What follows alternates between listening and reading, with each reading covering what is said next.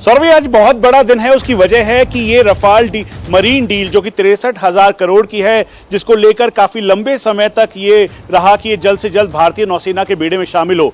अप्रैल महीने में 8 अप्रैल को ये सीसीएस में क्लियर हुआ और फिर उसके बाद आज जाकर औपचारिक तौर पर ये डील अप्रूव्ड हो गई है। अब करीबन 2027 और 28 के बीच में, यानी अंत और 2027 के और 2028 के शुरुआत में पहली खेप इसकी आएगी और फिर उसके बाद कुल मिला के 26 की संख्या में है।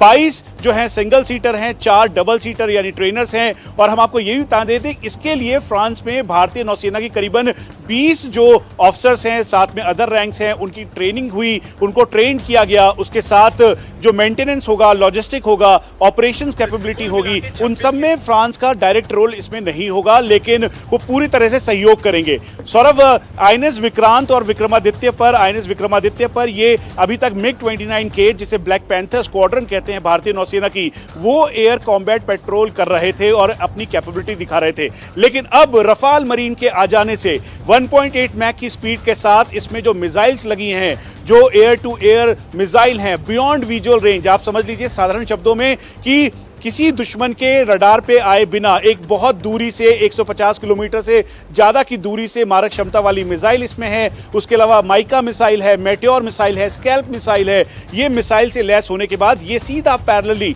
पाकिस्तान इसके सामने खड़ा नहीं हो पाएगा, चाहे उसके JF-17 हो या फिर चाइनीज जो इक्विपमेंट और प्लेटफॉर्म्स है जो कि पाकिस्तान को उसने दिए हैं। तो ये एक भारतीय नौसेना के डोमिनेंस दिखाता हुआ ये रफाल मरीन होगा, जो कि भारतीय नौसेना के बेड़े को और सशक्त करेगा। सौरभ, मनीष, बहुत शुक्रिया आपका। कैप्टन श्याम हमें बता रहे थे पहले भी इस जहाज के आने से भारतीय नौसेना कितनी सशक्त होगी। और सर देखिए, मैं एक सिनेरियो क्रिएट करता हूं। आईएनएस विक्रांत विक्रमादित्य सी में है, उसके चारों तरफ 3 लेयर डिफेंस चल रही है और इस पे राफेल है, MiG-29 है।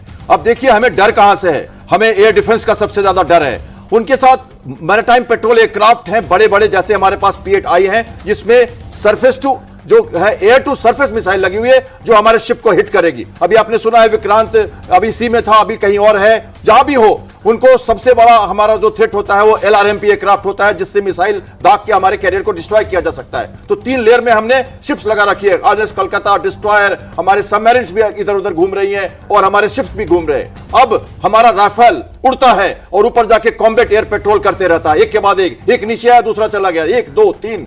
क्यों? जैसे ही LRMP एयरक्राफ्ट आएगा, दूर से वो चाहेगा हमारे कैरियर को हिट करना। 200 किलोमीटर से 300 किलोमीटर से रडार रेंज से बाहर होने से सबसे पहले हमारा एयरक्राफ्ट उससे इंटरसेप्ट करके डुबा देगा, क्योंकि वो नजदीक नहीं आएगा LRMP एयरक्राफ्ट। उनके कॉम्बैट एयरक्राफ्ट जैसे ये JF-17 है, ये नहीं आएंगे, क्योंकि उनको हमारे आउटर लेयर के जो शिप्स हैं, जिसमें सरफेस टू एयर मिसाइल लगी है, जिसको आईएनएस सूरत ने अभी फायर किया था परसों, ऐसे मिसाइल्स लगे घातक जो उनके फाइटर एयरक्राफ्ट को तोड़ देंगे। तो कैसे आएंगे LRMP से? तो ये जो राफेल है, combat air petrol, interception of maritime range aircraft, और ग्राउंड अटैक में जैसे खुड़गांव और चटना में हमने जो किया था बांग्लादेश में, अगर एयर सुपरियोरिटी हो गई, कोई दुश्मन का जहाज नहीं है, तो फिर विक्रांत की तरफ से लगातार तड़ातड़ कराची के ऊपर हम बरसाएंगे, राफेल जाएगी, MiG-29 जाएगी। तो ये कई सारे रोल हैं जो ये वायुसेना के जो अपनी लैंड से करती है। उसी तरह मैरीटाइम डॉक्ट्रिन में राफेल एयरक्राफ्ट, MiG-29, इसके पहले हैरियर्स थे, और उसके साथ MH-60 रोमियो हेलीकॉप्टर जो हमने अमेरिका से खरीदे हैं, और सीकिंग हेलीकॉप्टर जो हमारे पास है।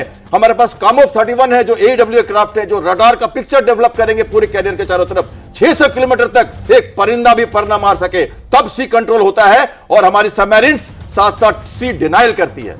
एयर कमोडोर साहब, भारत के लोगों के दिमाग में अभी 2019 में जो हवा में जो हमारी एक झड़प हुई थी पाकिस्तान के साथ, वो सबसे ज्यादा ताजा होगी। अब 6 साल के बाद आज अगर हम एयर डिफेंस या एयर कैपेबिलिटीज की बात करें, कहां ठहरे हैं दोनों देश? देखिए, बहुत आगे बढ़ चुके हैं। उस समय हमारे पास रफाल जहाज नहीं था। आप फरवरी 2019 की बात कर रहे हैं, जब बालाकोट स्ट्राइक के बाद उन्होंने रिटेलिएटरी स्ट्राइक की, तो हवा से हवा में हमारा युद्ध हुआ, जिसमें एक MiG-21 खो के हमने एक F-16 को शूट डाउन कर दिया। और ये बहुत ही अच्छा एक्सचेंज रेट मैं कहूंगा। MiG-21 जो है वो 3rd जनरेशन जहाज, और कहा उनके जो F-16 है जो 4th जनरेशन जहाज को उसने शूट डाउन कर दिया था। तो आज हम उससे भी बहुत आगे जा चुके चुके हैं हमारे पास 36 रफाल, जो कि 4.5 जनरेशन एयरक्राफ्ट है। उस समय भी JF-17 ने भाग लिया था, लेकिन आज जो हमारी रफाल एयरक्राफ्ट है वो 4.5 जनरेशन लो ऑब्जर्वेबल एयरक्राफ्ट है।